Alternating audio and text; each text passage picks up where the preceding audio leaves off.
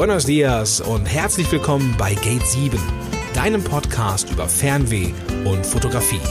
In dieser Show geht es um Menschen, für die Reisen mehr ist als Spaß und Erholung. Freue dich auf praktische Tipps und Tricks, wie du tief in fremde Kulturen eintauchst und lerne, deine Abenteuer in bewegenden Bildern festzuhalten, egal mit welcher Kamera. Bist du bereit? Dann los, lass uns abheben mit deinem Gastgeber, Kai Beermann.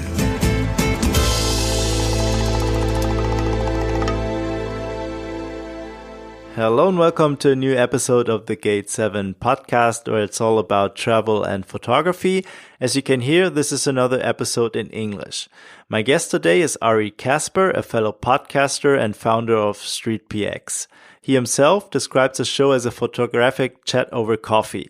There's really no planned format to his interviews. He just goes with the flow and sees where he ends up with his guests. I like this approach so much that I hijacked the concept for this interview. I hope you enjoy our talk. Get ready for an interesting ride through street photography as we cover a lot of ground. Casper gives lots of great advice on how to take better pictures on the streets. He's not only a podcaster, but he also teaches workshops on the streets of San Francisco. One technique that we talk about is the so-called Dexter Method. At this point, I'm not going to get into the details. Just stay tuned and you'll find out later what it's all about. Before we jump into the interview with Casper, I'd like to make a quick announcement. So far, this podcast has been mostly in German, with just a few episodes in English every now and then. I'd like to change that. I have another photography blog, which I founded in 2012. It's called The Art of Creative Photography. In spring this year, I'd like to connect a podcast to that blog. The blog is all about promoting photographic ideas and stimulating visual creativity. So no gear talk, I promise you, as I'm not a very techie person myself. The idea is rather to invite photographers from all around the world and talk with them about their creative vision. Not just street photographers, but photographers from all kinds of different genres, such as photojournalism, documentary photography, fine art, or landscape. I'd like to get to the heart of questions like, what is it that makes people pick up a camera and take pictures? I believe that knowing the why is essential and a key to meaningful work. It's hugely beneficial to sit back and think about the reasons why one presses the shutter button. Another question is, what does it take to make a photograph outstanding? What are the ingredients, not only in terms of composition? And last but not least, how do you develop a unique voice in photography? All these questions I'll discuss with my guests. Hopefully their answers and advice will help you to grow as a photographer and take your craft to a higher level. If you're interested in that show, please head over to artofcreativephotography.com and subscribe to the newsletter. I'll then let you know when the podcast goes online. Thank you very much. But now, without further ado, let's get right into the interview with Casper. Hello, Casper. Welcome to the show. Hey, Kai, how you doing, buddy? Thanks for having me on.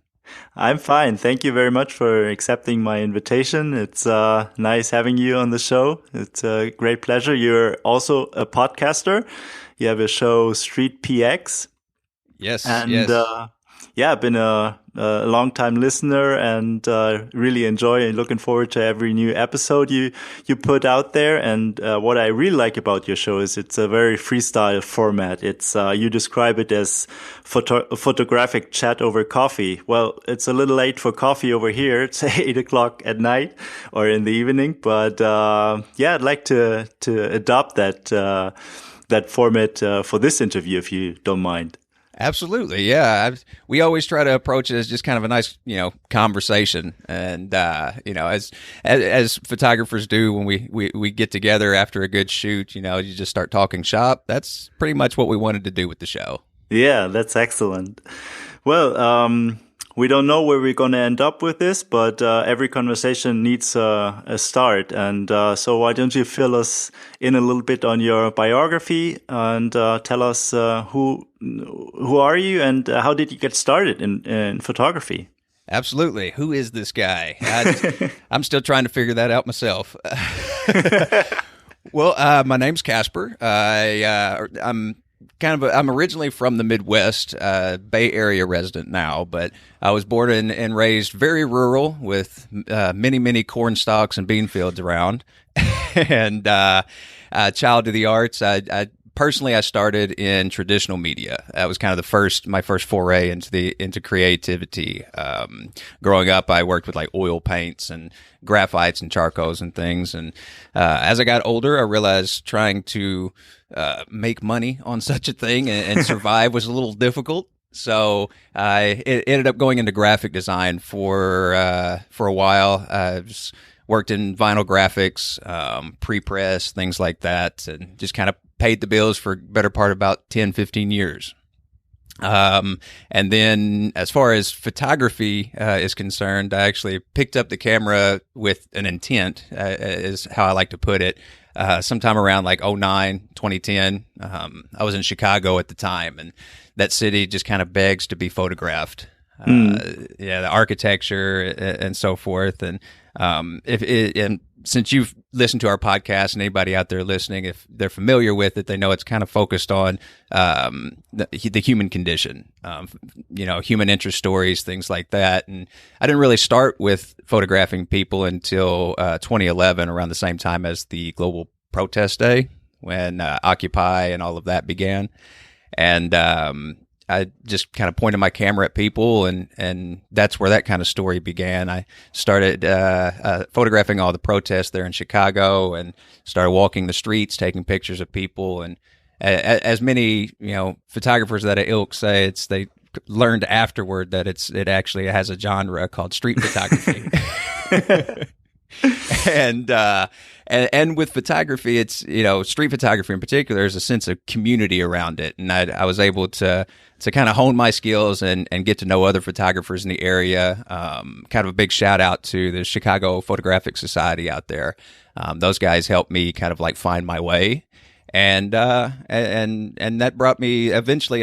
My wife and I, we kind of packed our car and started driving west. We got tired of the cold in Chicago, and figured we'd drive to the horizon where the sun is. We were hoping would be closer to us.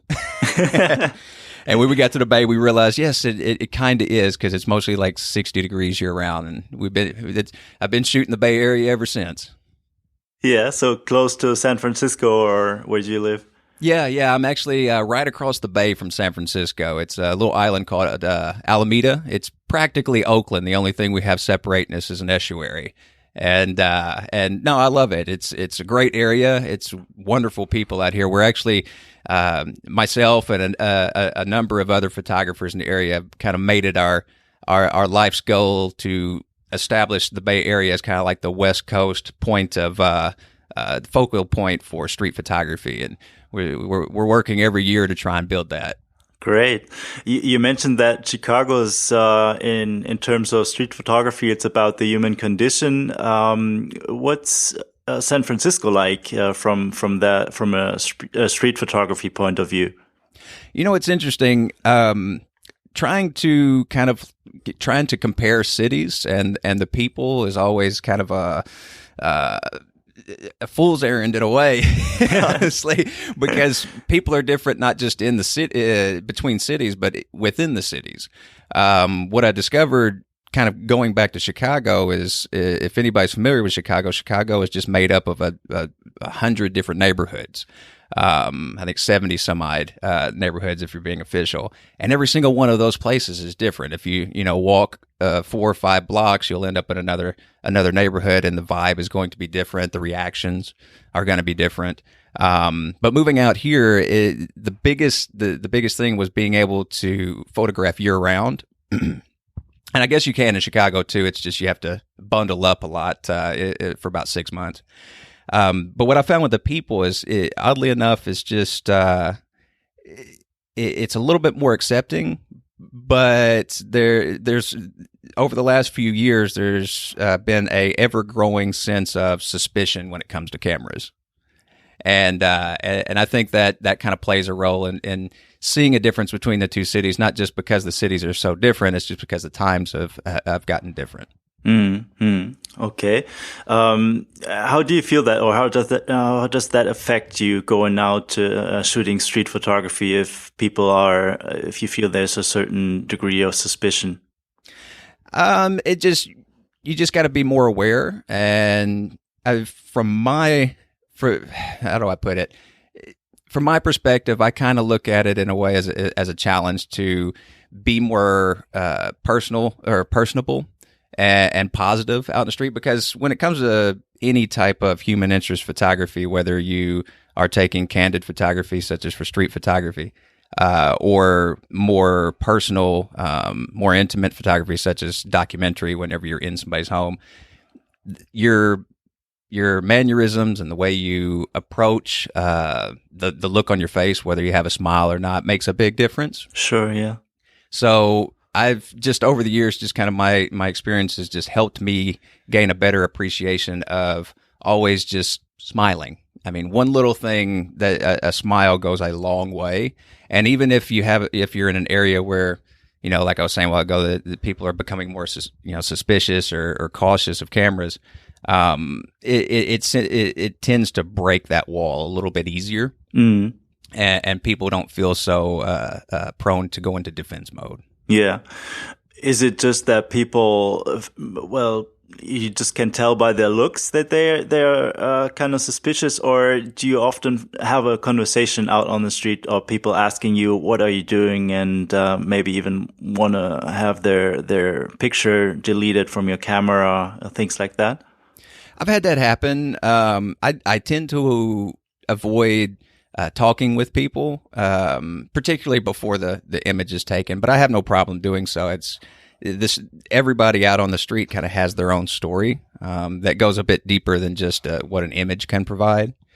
But going back to your question is like, how do I approach that? Or how do I know? It's more of a gut thing.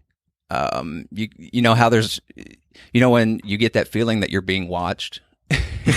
Yes. It's like you kind of look around. It's like, I feel like the eyes are on me. I think that's the same feeling that a photographer can get, is knowing, is this person, should I pick my camera up and point it that way? Is this going to work out? I tend to just do it anyway, 90% of the time.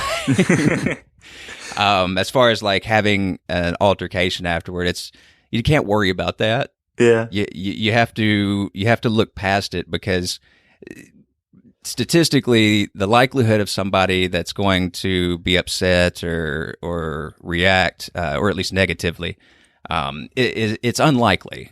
Most people want to avoid confrontation, and especially in a city setting, an urban setting, because everybody out there, they have this 90-mile-an-hour day going on. They want to get from point A to point B, and as little interruptions as possible along the way. So most of the time, you take the picture and they'll just keep on going, because it's just they don't have time for it. Yeah. Well, I think it's what a street photographer has to live with. If you get certain looks, but as long as you approach people with a positive attitude and with kindness and respect, I think there's nothing wrong with that.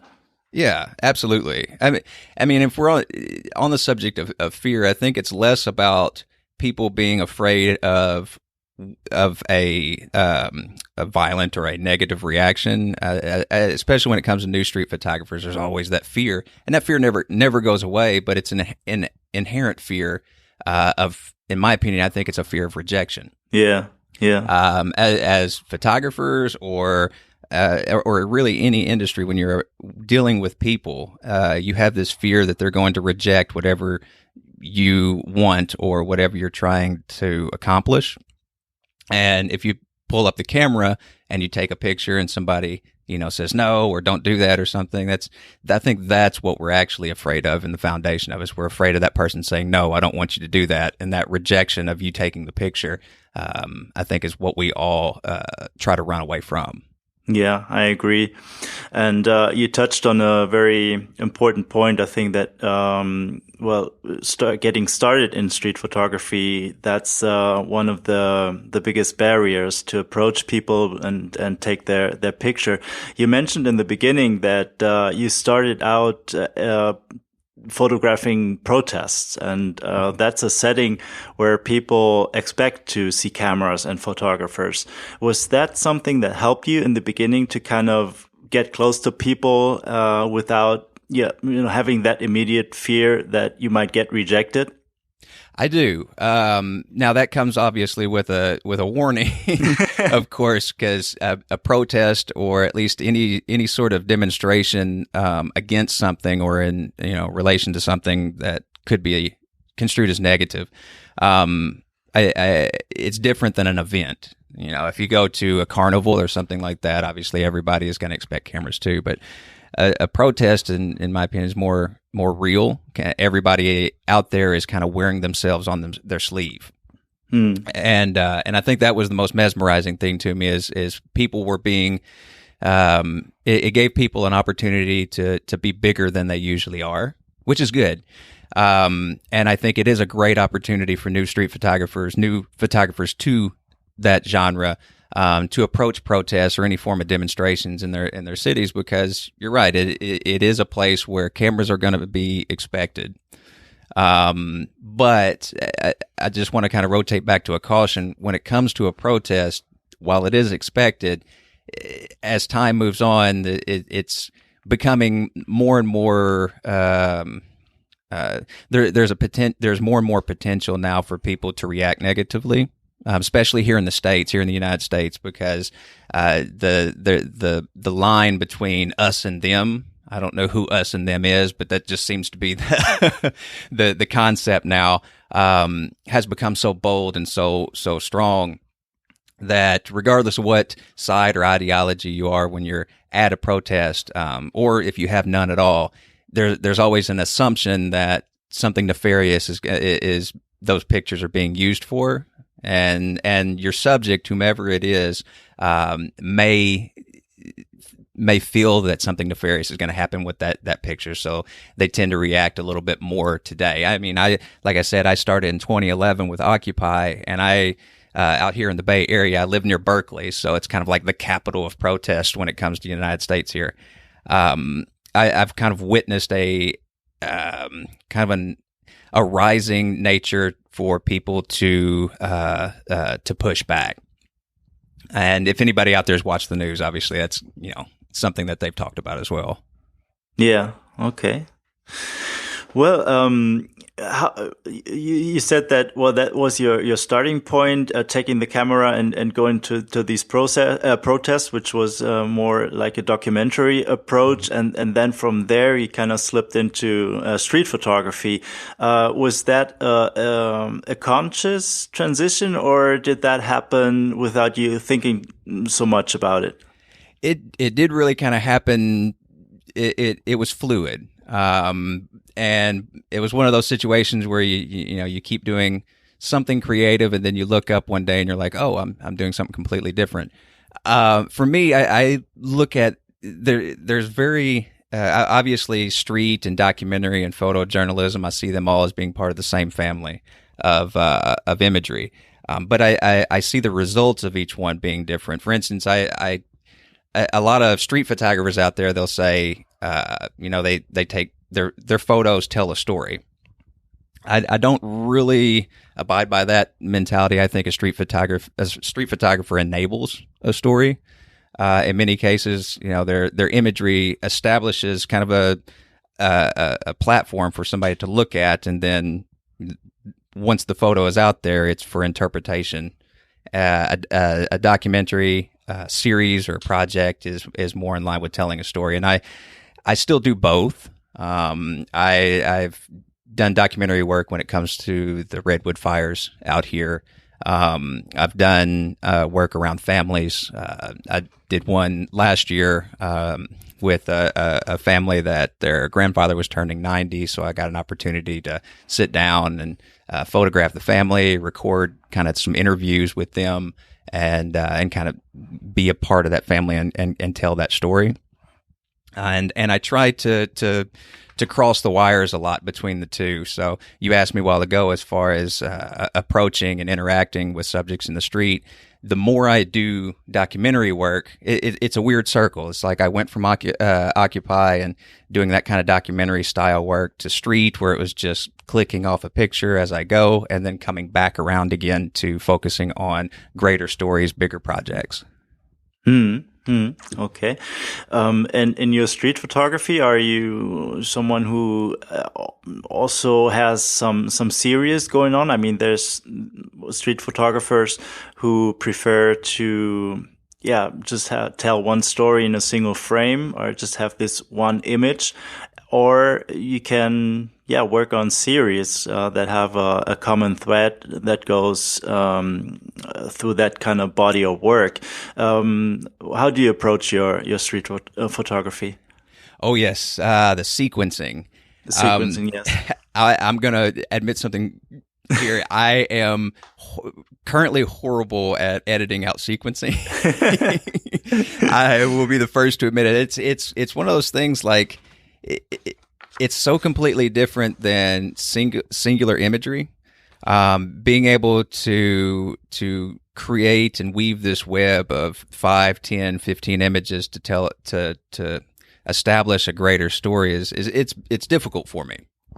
I see kind of the world in these kind of one-offs, and I've been doing that for so long that I haven't really invested a lot of time, just simply because I like to try and create a single image to print, or to put into a book or what have you. And it's like short stories. If you ever read like any type of like horror anthologies or what have you, I like little stories. And sequencing, I have done a few of those, especially whenever I'm trying to establish like elements that are similar and connect the dots that way. That's about the extent of it, though. I don't do a whole lot of sequencing. Yeah. What are some examples of this sequencing, or on what kind of elements do you focus? Gestures is one of the big things. Looking for people that are in or kind of walking down the street, sneezing or scratching their face, or just anything that's different than just a singular pedestrian walk across, if that makes sense. Bringing everything from my brain to my mouth is a little difficult right now. But yeah, I mean, I just haven't focused on trying to connect dots like that. So that's just not something that comes naturally to me. But yeah, I mean, when it comes to walking a street, I'm more about kind of the bigger picture, or the light in and of itself, rather than just the individual subjects. So I guess, I mean, as an example, I have done a series of these kind of harsh contrasts where it's just isolating singular elements of a person's body. Just like a single hand coming through the darkness, or reaching out from a car, or anything. I call it my Dexter effect. If anybody out there is familiar with the show Dexter, it's just kind of cutting off arms or heads, and just separating these from bodies to create just these eerie images. That's one of my. That's series. Fun, yeah. Yeah. And I use that as an example because I teach sometimes too here in San Francisco, and I use this as an example of how to isolate and simplify a scene, but still kind of create something that's going to be interesting for a viewer. Yeah, that's a good method. Yeah, you mentioned that you teach workshops. I'd like to touch on that a little bit later. Before we come to that, how did you? Well, it seems like you are pretty much of a self-taught photographer, right? I am. Yes. I was never comfortable in a classroom situation. I wasn't a bad student. I was a bad student. I was kind of the class clown, and I saw that atmosphere as a way to act out, and it never worked out for me. So after I went to college and so forth, but basics, and I studied art, traditional art. Yeah. So I got my foundations in composition and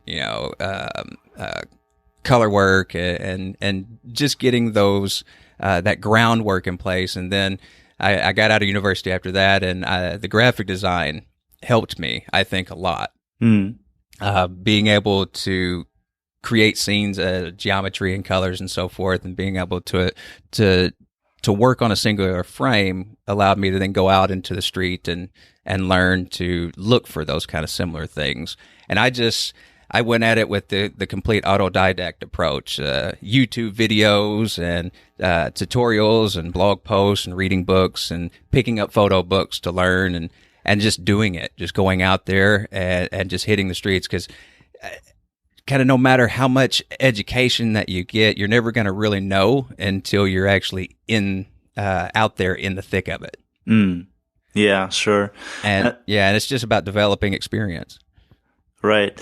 And this artistic background that you mentioned, I think that's also important. It's not necessarily that you have to always study photography in the first place. Any kind of art can help you to get an idea of what composition is about that you can later on apply to photography. Absolutely. Yeah. And I mean, it's foundations, obviously, that you built on, but it's going out and getting inspirations as well. Looking at how other photographers approach a street, which artists do you gravitate toward, and studying their work and not copying it necessarily, but lifting some ideas and lifting some creative approaches that they took and try to recreate them yourself. And in doing so, I think that you help build your own style. Go ahead. Yeah. No, go ahead. I was just gonna say, as far as speaking on style, or kind of tangenting off of that, style is. I think we all have an inherent style, and I know for me, for the longest time, I was like seeking one, as they say. It's like, what's my style? What do I want to choose? And then I think after a few years of shooting, you just look back over your work and realize, oh, the style was already there. It's just a matter of being aware of it. Yeah. And refining it over the years with experience. Exactly. Yeah. I mean, you might start copying somebody, but eventually you start seeing the world, obviously, in your own way, but you become more adept at being able to capture it in your own way. Are there any artists that have shaped your vision, and some artists that you admire and that you've gravitated towards? Oh, yeah. I'm not sure if we have enough time to list out all these.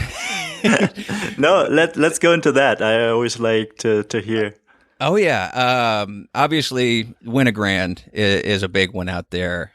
Always a great artist to go and look at when it comes to street photography. Elliot Erwitt, one of my favorite books that I got here is On the Beach, which was a wonderful little used bookstore find. Frank Kappa and I want to say Frank Kappa and Gerda Tarr, because that's kind of the same person. If anybody out there is familiar with Kappa, he's the Storm of the Beaches of Normandy photographer, but Gerda Tarr was his partner, and she was just as amazing. And together, I think they built the Kappa name, and I just wanted to get that out there. But even further, you got Salvador Dali as a painter, because it's not just about photographers. William Blake, who's a bit of a dark old master painter, and maybe not for everybody, but if you like high contrast work, definitely check out William Blake's paintings. That's a great sense of inspiration. And then, I mean, I'm kind of compartmentalizing these just for time, but also writing. Like I like to read a whole lot. And Douglas Adams, funny enough, Hitchhiker's Guide to the Galaxy is a great way to pull your brain out from normality and into the odd and completely bizarre. And I think by approaching books and reading a whole lot, it allows you can take that mentality into the street with you. If, for instance, like I said, Douglas Adams, you pull that absurd string and then you can go out and you end up finding odd juxtapositions or what have you may not have been looking for before. Uh-huh. Yeah, that's interesting. Lots of photographers say that they draw inspirations from reading and from books. And the way you described it makes total sense, that you take a theme like absurdity and have that in your mind, and then just look out for situations, or you might be more aware if you see a situation that fits that. Exactly. I mean, it's all about headspace, you know. I mean, many of us out here can relate to I'm just not feeling it today. Yeah. You know, because the hardest thing is getting through that front door to go and do it. That's where you got to drag yourself. But it's like, where's your head? Where's your mind in that moment? And that's going to dictate heavily into what type of imagery you're going to pull. If you're having a completely bad week and things just aren't going right, your art and what you're creating is going to reflect that. And that's why I use an example like Douglas Adams, because even in moments whenever I'm completely in a bad space or what have you, I can pick up a book like that and start reading this absurdity and it's great humor, and then I can take that into the street and completely transition myself. Yeah. How does a typical day of shooting look like? I can really relate to what you said, that it always depends on the kind of mood you're in. If you feel kind of down, if you had a bad week, it takes you. It's more. You don't just run out with your camera in hand, and so this kind of priming to get yourself into a state where you can be creative. It's very important. Are there any techniques that you use to get into that kind of state of mind to take photos? It's funny. Everybody kind of has their own process, obviously. For me, it's really nothing special. Whenever I'm going out for a day, and I'm dedicating that day to shooting, for instance, and that's what I'll do a lot of times is I try to shoot at least multiple times a week, 3-4 times a week. It's also my excuse to get exercise. Just walk as many miles as I can, and you never know what you'll find. I tend to be more of an explorer, and it's great whenever you move to a new city, because this form of photography allows you to explore all those nooks and crannies that you'd never see as a tourist, for instance. And that's what I like to do. I like to go out and just discover, look for alleys and so forth. So as far as process, the Bay Area is similar to most urban areas. Cars are probably not the best thing, because you either park and get towed or spend a whole ton of money if you can find a parking spot. So I usually use the transit, and between point A and point B, I'll, come back to the book or just have some headphones on listening to music. And that's kind of my way of getting into the right zone. And wherever I end up, I just kind of, I wait for a moment to jump off the train, go up, and I literally just start walking. Whichever direction my shadow is pointing is the direction I'm going to be walking. And just to kind of keep that light on my subjects, and I'll follow that until I get to the end of the line, and just turn around and start all over again, find out where I go. I mean, as far as technique or what I'm looking for, I don't tend to seek out anything in particular. I prefer to let the world kind of evolve around me and just kind of pick out little moments along the way. I mean, the street, or at least the world, is kind of like a theater, and everyone in it is just the cast and crew. And it's a show that I've never seen or never heard of, so I'm not really looking to pick anything out of it. I'm just trying to pull out little scenes and capture those little moments along the way. Yeah. Oh, yeah, that's a great approach. And it's, well, as a street photographer, you have to, sense the moment, or seize the moment when it unfolds in front of your camera, and that's often it's just a fraction of a second that things happen. How do you yeah, do you think you can train your vision, and if so, what are some tips that you have for street photographers to be more aware of what's happening around and then be able to capture that? I guess the first thing I would say is don't rush into it. I know I was the worst at this. Is wherever I went, the first thing I would do is pick up my camera and just start clicking away. And that's not always, I mean, that's okay. You never know, lightning can strike and you might get something great, but I think it's worthwhile to just walk and look, just use kind of the power of observation and get a sense of the scene and the atmosphere of that day. Because what is it? One of the things they say is Mercury's in retrograde, meaning everything is just completely daisies up, nothing's working out.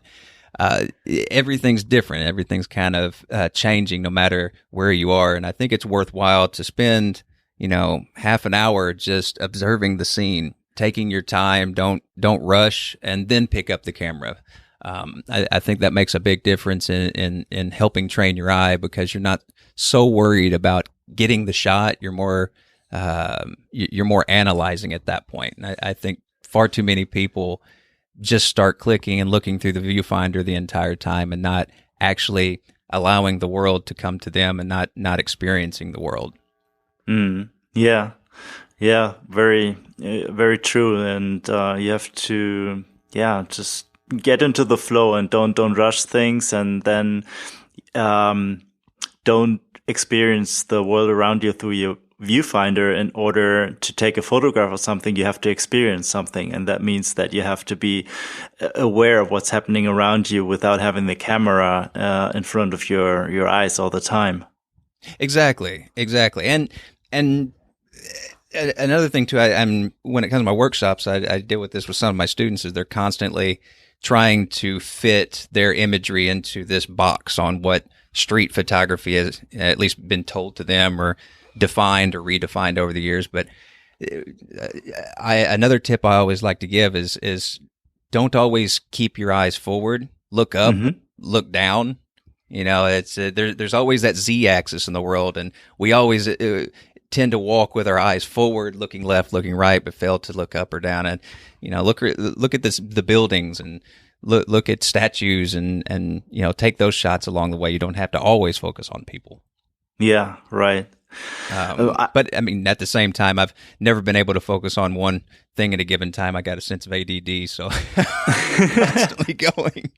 I don't usually take my own advice. So. But in street photography, there's so many different methods that you can apply, and I found a very interesting blog post on your website where you talk about different methods of street photography, and you already mentioned one of them. It's this Dexter method, and there are many others, and maybe we can touch on a couple of them, which I think is very, very interesting, and great value there. Oh yes, the 25 different the street method. Actually, I use that a lot in my classes. Before I started putting my workshops together, one of the things I heard a lot was most workshops tend to teach people how to shoot like them, whoever the instructor is, whoever's hosting. And that's true. I mean, I've attended a few of them, and it just depends on the person, obviously. When I put together the street method, it started funny enough because I'm just sitting there looking through my pictures, and I just started typing little summaries to each individual image. And I was looking for images that are completely different from one another, images that give a different sense, or, focusing on different things. And I just started putting together, just different things for people to look for. Like you said, the Dexter one, that's just a method of just looking for using harsh shadows or street corners or buildings or something that obstructs most of the body, leaving a hand or a foot or a weird floating ghostly head. Those little things. Or, another example, since we're kind of going down this path here, is like anthropomorphism. Dogs, I think, are a wonderful element to take pictures of. and everybody loves dogs. Well, most people. Some people are cat people. And that's cool too. And it's San Francisco. I've seen cats out here on leashes. I've seen lizards. I saw a lady with a turtle a little while back on the street. Yeah, oh yeah. Wow. Oh yeah. Okay. Yeah, we're in a world of very interesting people, and the pet choices that they make are just as interesting. And so you look for things like that. I tend to lean a lot toward architecture because I like to use the backdrops to help define a scene, especially when it comes to the geometry. That's why I love San Francisco, because everything here is on a hill, and the buildings always end up looking like you're about to fall to the left or fall to the right. And so I use elements like, using elements like that to create your imagery, and a host of other. Was there any particular one from that from those street methods that you enjoyed? Yeah, Air of Mystery. I find that very intriguing. Air of Mystery. Oh yes, that was the one where I was blacking out faces. Yes, or at least using shadows. Yeah, just creating a sense of ambiguity. Yeah, I really enjoy that, but it's a tricky one to get. You got to find a lot of people with hats. Yeah. But it's not just about that either. I mean, that when it comes to these different methods, I always tell my classes it's one is not independent of another. Because for instance, if you happen to see this blog post out there, you'll see the Air of Mystery one. It's a guy that's missing a face, but you could also apply the Dexter thing to that too. It's kind of the opposite in a way. It's the removal of elements as opposed to the isolation of individual elements. Yeah. The lines are fleeting. Exactly. And what I enjoy about being able to teach this particular way is it gives people inspiration rather than instruction, if that makes sense.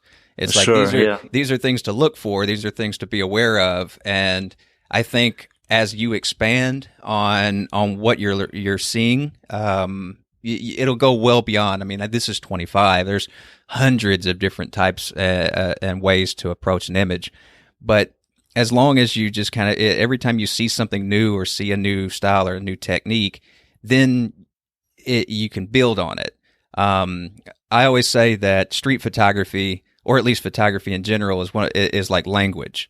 There's rules, obviously, and there's base foundational rules, but you have to learn those rules before you can break them. Similar to when it comes to language, I think at the moment, the moment that you actually understand and comprehend a language is the moment you can then use sarcasm. Yeah. Humor comes once you have a grasp of a language, and that's a sense of breaking the rules. I think photography plays in the same manner. Yeah, I like that comparison, to compare photography to language, in fact. So in the beginning, you just learn certain words and then some basic grammar structures. You put them into sentences that make sense, and that's just a very basic level. But once you've mastered that, you are free to choose whatever you like, break the rules, and even like through sarcasm and irony, add more and more layers on top of language and photography. Exactly. I mean, I looked up a little bit about you too, and I see you're multilingual. Yes. And how many languages do you speak? I think 5. Yeah, German, 5? English, Spanish, Portuguese, a little bit of French, and Finnish. That's amazing. I speak English and bad English. So. but I mean, I appreciate that so much, because you knowing 5 languages, then you know exactly what I mean. You learn something, but you really know it whenever you can mix it up and apply your own little twist to it. Yeah. Yeah, your approach to teaching really resonates with me, that you just give lots of tools to your students, and they can decide whatever they want to use in their own photography. great. Exactly. Yeah. Like I was saying in the opening there, I was never really a fan of classrooms. I enjoy kind of taking it at my own speed and doing my own thing. So I know whenever I teach, I like to do the same approach. I like to just kind of like rapid fire options and ideas out and let people take what they want out of it. Yeah. Oh, how often do you teach workshops? I do a few workshops a month. Just kind of depends on what's available. I do a lot of teaching through. There's a place here in San Francisco called the Harvey Milk Photo Center, and it's a wonderful facility over there. It's actually the largest darkroom west of the Mississippi, and they've been going now for 75 years. Little plug, but that's also where I teach, so I wanted to throw a plug in there. They give me a lot of leeway. I got a really great relationship with them, and they're, just like any photo center, when you go in, it kind of becomes part of the community. So I tend to teach all of my courses through them. So I teach street photography. I do street photography walks, Lightroom, and just opened up a class coming up here soon for light painting. Okay, well, and the workshops, is it just 1-day workshops or weekend workshops? I actually like multi-day workshops, so I'll do 2 or 3 day workshops. The Lightroom stuff I usually keep on a weekend, Saturday, Sundays. It's usually a time that works best for people. But for the street photography, I like to do that during the week. Go out into the street and catch people while they're walking to and fro from work, and there's a little bit more buzz in the midday during Monday through Friday. But yeah, I love teaching through there, but I also do independent stuff. I do one-on-ones. I really enjoy one-on-ones because it gives me a chance to just get to know the person. And which is kind of interesting. I'm a bit of an introvert, and it might not sound like it whenever I'm speaking here, but it takes all I can muster to talk. My camera is kind of my safety safe when I'm out in the street. If it wasn't for the camera, I'd be a recluse, just kind of hidden in the home all the time.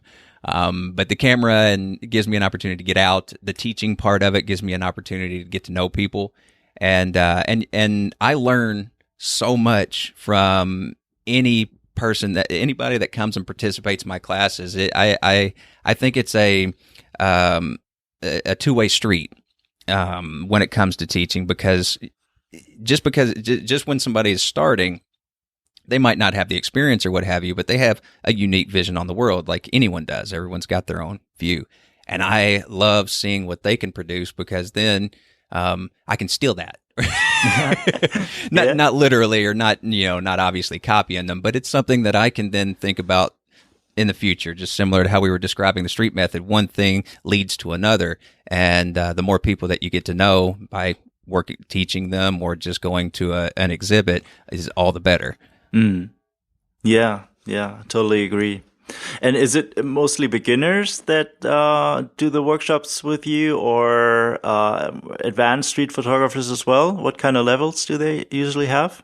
It ranges. I've had people that have never been in the street before. They've never taken an image of anybody candidly, and those are always fun, because you get two extremes. I've had students that have never shot. They get out into the street and they become like Bruce Gilden. I mean, they're in people's faces, no fear, and I'm just entertained as hell just watching that happen.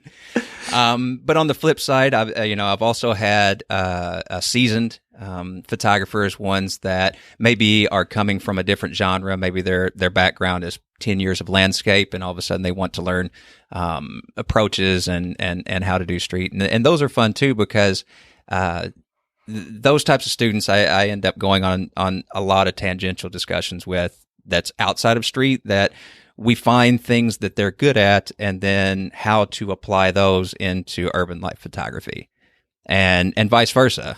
Because when it comes to photography, everything kind of crosses over, and all the wires cross that way. Yeah, that's true.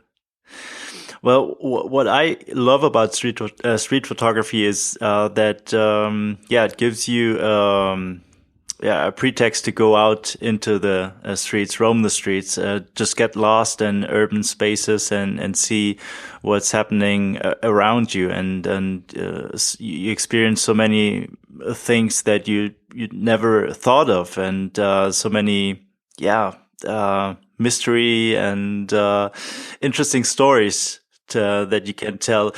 Is there anything that comes to mind from your own experience? Some situations that you remember? Some funny stories. Well, yes. Well, it wasn't funny at the time, but looking back on it, yes, looking back on it, it was funny. I was in the mission one day. It was actually a crew of us because here in the Bay we have a really good circle of photographers that we all get together, do photo walks together, go to exhibits together and such. And one day we were in the mission around 24th Street near the BART exit. And if anybody knows the Bay Area, there is at these two corners, there's these two different street preachers. And it's an amazing event to watch because they're preaching, they're hellfire and brimstone, but they're also like battling each other. I don't know if they're of the same religion or different, but they're just kind of like going at each other. But we were out there on the landing, and one of the people with us was taking a picture of somebody, one of those street preachers, and behind them was a lady that was sitting on the ground. And she, was, I think, they was stealing his electricity and for a cell phone. And she got up and just went completely like angry and chased our friend into the group, and two or three of us kind of blocked it off. And I just remember her screaming a whole bunch of "your mama" jokes. She tried to hit me with a like a hoodie, like the arm of a hoodie. I guess she had something tied into it, and she went swinging, and I caught it just because it was a reflex. Probably not a good thing to do, and I didn't let go because I was afraid it was going to get swung again. So it was just this really unfortunate situation that we were trying to just kind of docile down. It was the one time I've ever had an altercation in the street, and just I remember just the insults that she was throwing at me that I didn't understand really the foundation of. Just looking back, were just hilarious because, like I said, it was just a whole bunch of "your mama" jokes, and I was like, "Wow, I'm back in the '90s." Well, yeah. Now talking about it sounds like fun, but I think in that moment. No, at the moment it wasn't so much, but it's a great memory to look back on. Yeah, sure. But I mean, yeah. So it was an interesting situation. Casper, you said that actually you're quite an introvert, and that with your camera in hand, you turn more into an extrovert to a certain degree. Do you think that your images also represent your personality, or, well, put it differently, what do you think your images tell about you as a person? I think images tell a lot more about us than we give credit for. It's like handwriting, and it's that kind of lost art. I think we put so much of ourselves into an image that we don't really see that. It's more what everybody else sees. So it's hard for me to kind of apply to it. Now, you said the introvert thing, and it really is. It's like my shield. And it allows me to kind of go into the world, because outside of that, I get high anxiety around crowds and so forth, and which makes exhibits all that much more difficult. But having that camera around, I get to kind of establish a zone between me and whatever else is happening around me, and I think throughout my entire life, I've never been really able to focus on a singular interest. And I think photography was that moment that like I said, allowed me to get out into the world and experience it on a higher and deeper level. And I've stuck with that for, well, going on 10 years now. So it must have worked. It must have been a good thing for me, because I've decided to stick with it. But it has also helped me expand, kind of my circle and my network, and get to know so many people. You had alluded earlier, we have the StreetPX podcast. It gives me that opportunity to be able to meet other great artists too, because it's not just about the photos, but it's also about finding interesting people and learning more about them to kind of, make myself a better person. Yeah, yeah, that's a good point. The community building. You mentioned that there in the Bay Area, you have a group of photographers. You go out together on photo walks, and there's a connection. You visit, galleries, exhibitions together. That's one thing. And your podcast. Let's talk about that a bit. That's on one side, it's also a sort of community building because you get the chance to talk to other photographers, to interview them on your podcast, on your show, and connect with people you otherwise wouldn't have connected with. Exactly. And now I'd be a liar to say that it wasn't self-serving when we started it. I wish I could say it was completely selfless, but it has kind of evolved into that. I saw it as an opportunity to get to know people and to get to know photographers both at the top of their game and new to the game. Because if you look back through our guest list, we have some guests that literally had just started. Tracy Habenik, I was only been doing it for a year, and then we had other people like Scott Strazzanti. He's a Pulitzer Prize winner, and these differences, while on the surface they're huge, but there's so much to learn from people. And my initial joke, the self-serving thing, that I saw it as a way to get to know people that I never would have, met on the street or knocked on their door or called them up. I just say, hey, you want to do an interview? And then that gives me like a forced opportunity to just have them bleed it all out right onto the microphone. But a few episodes in, I realized that it was so much more than that, and so much more than just getting to know them. It's an opportunity to let an audience know more about that person. We can all kind of share in that learning's approach.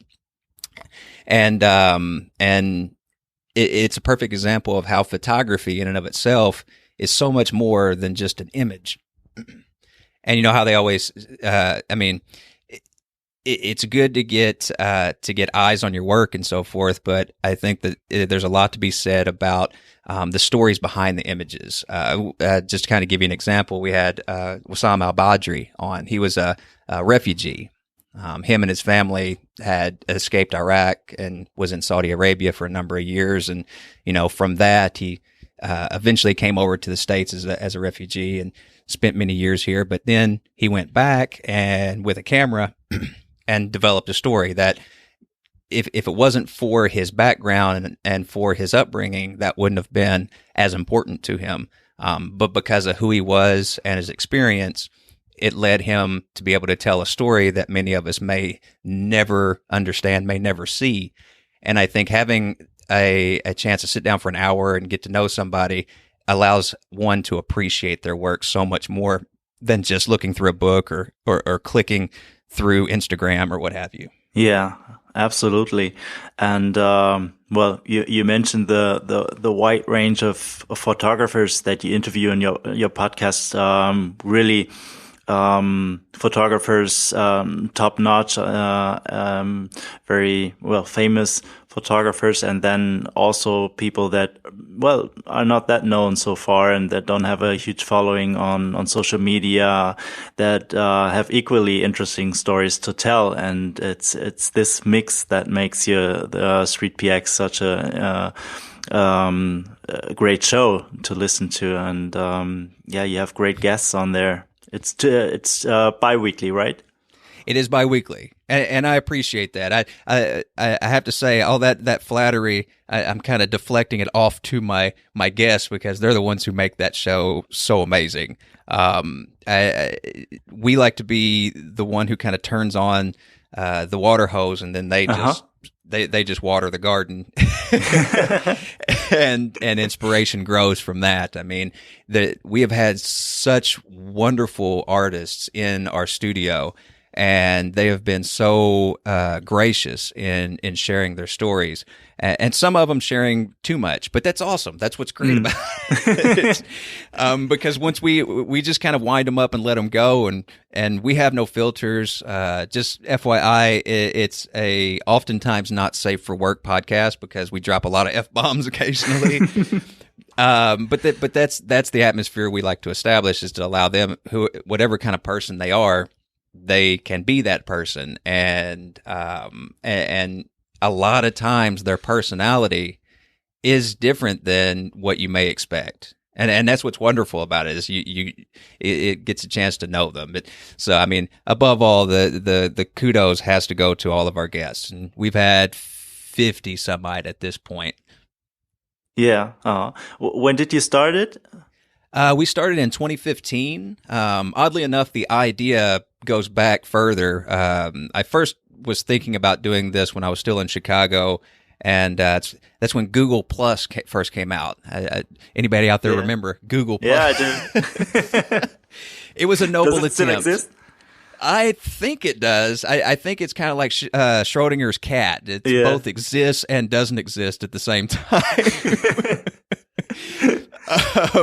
But when that first came out, I was in the early beta testing, and that's when Google Hangouts on air and all of that stuff was first coming out. And we thought, hey, this would be a cool thing to just get a few photographers together and just talk shop. And that failed miserably. It just did not work out. But I at the time, I knew it was a great idea, but I didn't want to invest and put it out there when it wasn't ready. So I shelved it until I could, find a good co-host, because those are handy. And when I got out to the Bay, Jim, my co-host there on the StreetPX podcast, I met him through my old Chicago Photographic Society friends, and I heard his voice, and I was like, that's the guy I need.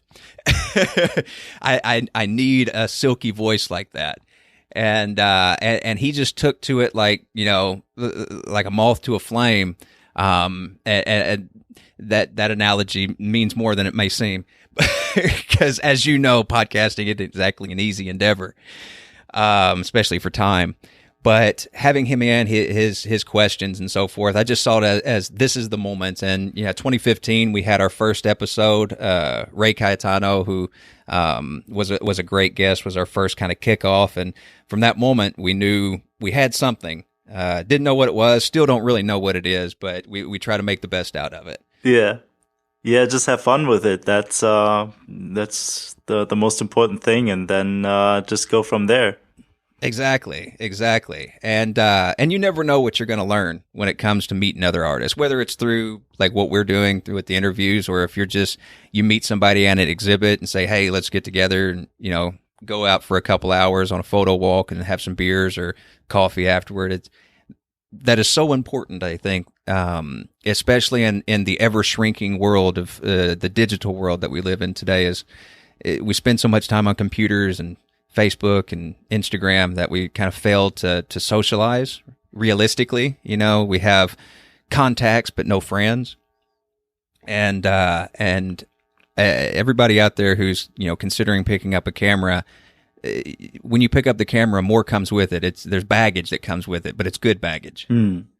Yeah, it's so important to have your circle of colleagues, of friends that you share your love for photography with, and otherwise you just get absorbed in this virtual world, looking at Instagram feeds and all that, which is it's fine too. It's a good way to discover new work, interesting work. But if you don't have that human connection, then something very important is missing. Yes, yeah, you're completely disconnected. Yeah, and that shows. I think. I mean, I think it shows in your daily life. I know for me personally, like I said before, I started with like traditional media and, learning my differences of contrast and tone and hue and all those wonderful foundations. But it wasn't until I picked up the camera that I realized that there's a true world of creatives out here that's not battling one another. And, it's not about competition. It's about learning, and it's about expanding the idea of what makes photography wonderful. And I mean, many street photographers out there that may be listening to this know that street photography is not a way to pay bills. It is not a money-making endeavor. It's a passion. It's a love of expression. And, that's when it comes to street, I just try to get out as much as I can in between gigs. If I, my portrait shots or product work or video work and stuff, that's all office work. The street side of it is the part that my heart, that's where my heart is. Yeah. Oh. Yeah, very creative life you lead, and well, as photographers, we never stop learning. Is there anything that you've recently learned or discovered that has had a big impact on your photography or on the creative process? Maybe not specifically photography. I've recently been involved with the curation and organization, or at least rather the development of exhibits. Last year we did one. I'm part of a group called the San Francisco Street Photography Group. I'm one of the kind of the lowly admins on that one. There's about 5 of us, and the group's about 4,000 people. Mostly looky-loos. I think you got like 100 or 200 active participants, but it's a wonderful group, and it's specifically just for San Francisco street photos and so forth here within the Bay. And for the first time, I was introduced to how a exhibit is done, organized, and from selecting the images to formatting everything for print and dealing with printers and dealing with matting groups and so forth. So I mean that's the newest thing I've learned, and I learned that was a very difficult thing. So I developed a great respect for curators and hosts of events through that process, because I have to bow to a lot of the great exhibitors out there, because it's a lot of work.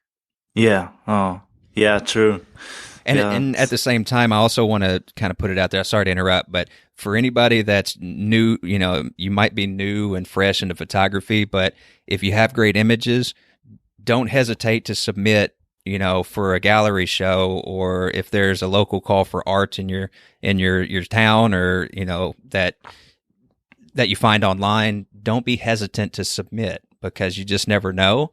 And it's not about shooting for 10 years before you can show in a gallery. I think if the work is there, there'll be people that wants to see it.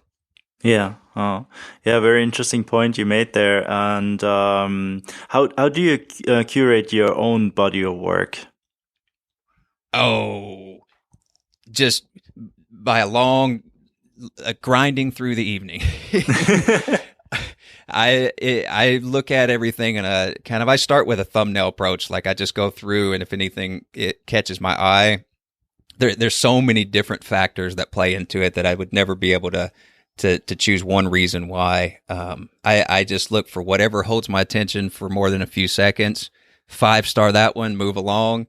And then once I kind of wrap up that particular day's shoot, I go back to everything that I starred, and then I cut that in half, and then I do it again, cut it in half until I've only got like a handful of images, and those are my best ones, and then I'll put them out into the world. But I just recently pulled up all my archive, re-injected it into Lightroom, and I'm going back through 10 years of work and starting all over again, just on purpose. Uh-huh. I just figure it's a fresh way of looking at everything and seeing it. They say it's like, what if you could go back in time but still retain the memories and everything that you have now? I see that as my approach. I can go back to images that I took 10 years ago as a fresh-eyed, bushy-tailed photographer, and now I can apply what I know to those images and see if I do it differently. Yeah, it takes you on a journey, and you see the progression in your art and your style as a photographer. I think that's very, very useful to do that, to go back in your archives back to the beginnings. Yes, yeah. I mean, on the surface, it may seem like a tedious approach, but if you enjoy your own work, it's worth bringing it up and looking at again, because you can also kind of go through, you kind of walk through your own life. It's you and your family and your friends are rarely the ones in the pictures. For me, it's mostly all my documentary and street work. I don't know necessarily all the people, but I remember them. And they all kind of become celebrities of sorts. I made the mention earlier how the world is the stage and the people are the cast and crew. You kind of develop this familiarity with certain characters in your images that you may have never said a word to, but they have so many stories, and their face and that particular picture brings with it memories of the sights and sounds and what happened before or after that image. And it's just going through and editing in that process, I feel is a journey unto itself. Yeah, absolutely. Yeah, I totally agree. I also, just whenever I have a chance to, and some quiet time, I enjoy that, going back in my Lightroom catalogs, and I feel the same way. Like characters you spotted and you took a photograph of, you never talked to them, but they kind of resonate, and they're a big part of your memory, and they always take you back into that certain moment and special situation. Exactly. And I mean, if you do more kind of documentary project work, that the same concept applies. Is it gives you a chance to remember that experience and where you were and the people that you got to know. And I mean, for instance, I do a number of I do campaign photography as well for political candidates and so forth. And ideology aside, it's a zoo. I mean, in these places, and what potential senators and chair of parties go through at their conventions, and to put their stuff together, it's a complete circus. Yeah. and you get and going back through those images gives you a chance to kind of relive that moment. I worked one of the political conventions around here. I don't want to throw out what party because I don't care about any of that stuff because there are zoos on both sides, but you just get to see the kind of inner workings of everything. And then when you go back to these images, you relive it, and you relive those moments of running down the hallway because you just got a text message that says, "Oh, get down here. We got a grip and grin going on." And, seeing all the other people running around and listening to the fights and so forth. It's a great experience. It's a story that you get to think and relive out in your own mind, similar to reading a book. Yeah, that's true. Casper, looking at your website, you have some galleries out there with your showing your work, and there's black and white and color. Do you have a preference for either one, or do you shoot? Or is there no preference? The color versus black and white debate. That's always a fun one. Yes. Let's go at each other's, grab each other's collar and say, no, it's got to be black and white because of contrast and line. Here's the funny thing with me. I'm actually red-green colorblind. And so when it comes to color, it's a tricky endeavor because when I first started, it was all about black and white because I spent a number of years, like I said, graphic design is learning how to overcome that and that particular obstacle. But when it comes to photography, it's a little more difficult because when I take a picture and I see a red or there's something, somebody's not going to see it the same way, so it ends up looking psychedelic. I prefer myself black and white. I don't say it's better, and I certainly don't say that everybody should do black and white. I like it because it gives me an opportunity to focus on geometry, line, texture, contrast, things like that. The color for me is just another element, and it's a difficult element. I think anybody out there, any photographer out there that fails to say that color using color makes the process more difficult if they're not saying that, they're lying to themselves. Because it's just another layer. And I have color imagery on there, and I actually have a considerable amount because there's just some scenes that demand the color to stay. They demand to be seen in color and produced in color. And if you're getting into street photography, one of the elements and things that you tend to look for, you at least begin to look for, is echoes. Or similarities using patterns, and color becomes a really great tool on that because you can look for, a red fire hydrant and a red truck, a red hat, and it's a powerful color, and it creates a sense of feeling.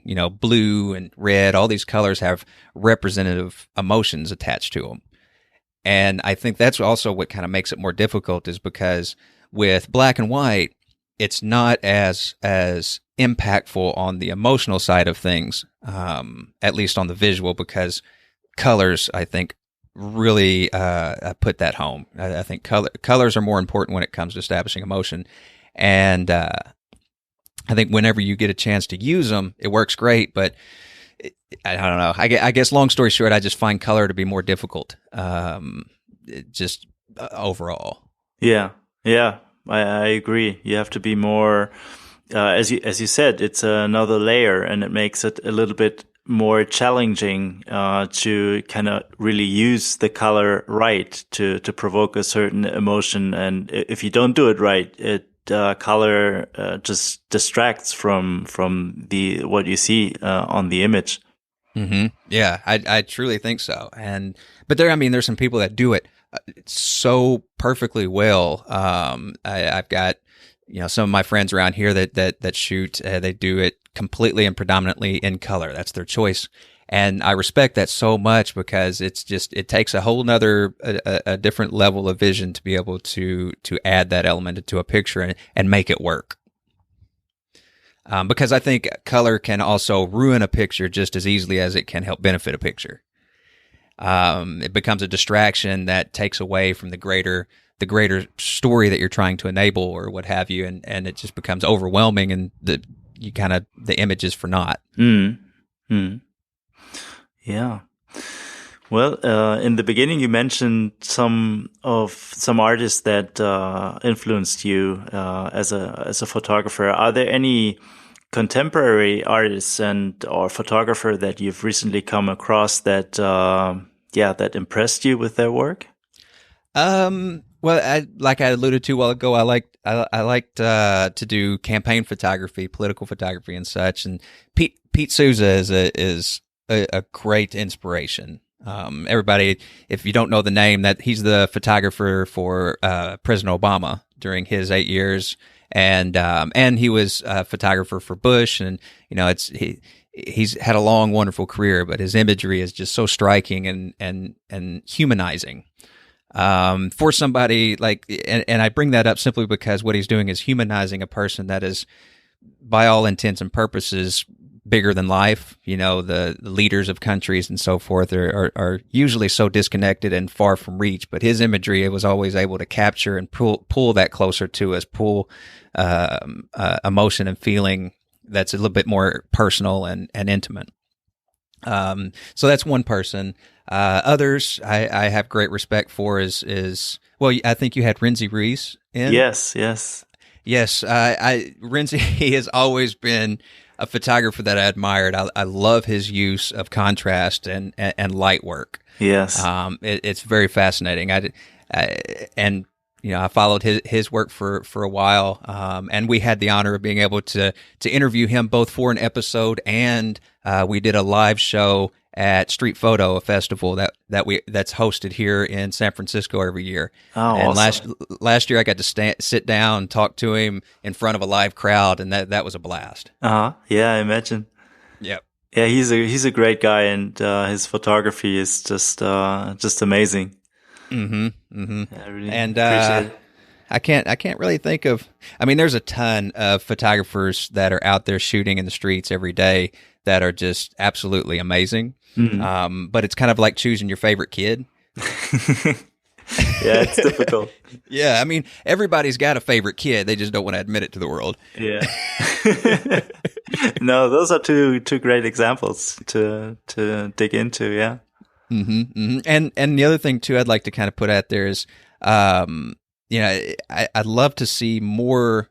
I love the fact that I'm starting to see also more women photographers coming up. Valerie Jardin, yes, and Molly Porter, Marie Lagneau, and there's so many great female photographers coming up that I love the fact that that's starting to expand.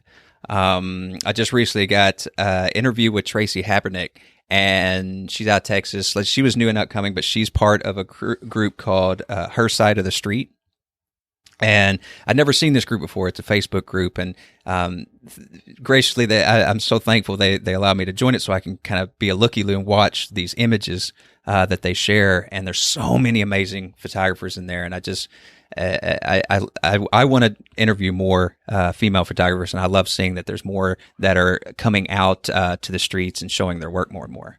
Yeah, you're so right about that. And I also have to. Well, I look back through the my guest list, and yeah, it's also I realized that it's heavily man dominated, that list. So I really also have to invite more female photographers, and Oh yeah. yeah, I mean that's kind of, you can say that about a lot of different things, and street is definitely a male dominated genre. I mean, let's be real about it, but I think it also has to do with a lot of the manner in which street photography is portrayed. We've always kind of had these roles, you know, the gender roles, and thankfully all of that kind of wall is starting to crumble down. That's amazing. But street's always been that kind of bold. It's yeah, I mean it always seemed to gravitate toward men because it's just so much more. What's the word I'm looking for? In your face and uncomfortable and so forth. And it's not that it's difficult. It's just, I think our world and society had developed these roles for people before they had a chance to choose. And now, since we're breaking these walls down, so many wonderful creatives are now hitting the mainstream, and their work is getting out there. And it's, yeah. Anyway, long story short, I want to see more women photographers showing their work, and there's so many more coming out every day. That's just an amazing thing to see. Yeah, I agree. Well, Casper, it's been great talking to you about street photography, and I really appreciate your time and your thoughts. And well, before we say goodbye, please tell our listeners where they can find out more about you. We mentioned your podcast and your website, but maybe you can wrap it up and give us a little, yeah, some hints where we can find more about you. Absolutely. And thank you so much. I greatly appreciate this opportunity to sit down. I apologize if I got off into a series of rambling No, responses. I tend to do that. I'm used to being on sitting in your seat, being the interviewer, and less about being the storyteller. So you pretty much wound me up and let me go, and sometimes that's dangerous. So I thank you for that opportunity. No, thank you. But if you do want to see more of my work, or if you're interested in seeing any of my photography, you can go to my main online home. That's at recasper.com. If you're an Instagram follower, you can find me at RE Casper Photo, spelled properly as PHOTO. I'm not cool enough to do the FOTO. And for the podcast, obviously, you can go and take a look at StreetPX.com and do a search for the StreetPX Lounge on Facebook. That's our community where we just kind of discuss street photography, human interest photography, anything that you want to. It's a great little resource, and it's worldwide. The show's international. We're based in the Bay Area, and sometimes we lean that way a lot, just simply because that's where we are. But we love to talk to people from around the world. So if you're a photographer, definitely hit us up too. Great. Yeah, keep up the good work. And I always, as I said, I look forward to new episodes on your podcast. Always enjoy it. And yeah, all the best of luck for the projects to come. Thank you so much. I appreciate it. And thank everybody out there for listening. Well, yeah, thank you. And if you ever come to Hamburg, just let me know. Oh, be careful what you ask for. Have you ever been to Germany? I have not. I've been outside the States, but mostly South America. I need to circle the globe soon. I want to come out that way so bad, and I just have to be careful. I know the laws are a little different out there, so. Yeah, that's true. That's true. You have to be careful. But South America is great too. I lived in Argentina for 5 years, so Buenos Aires is a place where I often go. So there's another chance.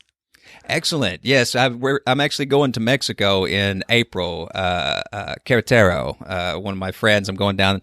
He's helping me, enable me to teach a workshop down there. It's about 2 hours outside of Mexico City, so get to go back. Yep. Yeah. Well, enjoy, and yeah, once again, thank you very much, Casper. You're welcome. Thank you. Bye-bye. Bye-bye. Well, this was the interview with Casper. If you haven't done so yet, please make sure to check out his show StreetPX. And if you want more conversations with photographers from all around the world, please make sure to head over to artofcreativephotography.com and subscribe to the newsletter. I'll then let you know when the new podcast goes online. Thank you very much for listening, and until next time, bye-bye.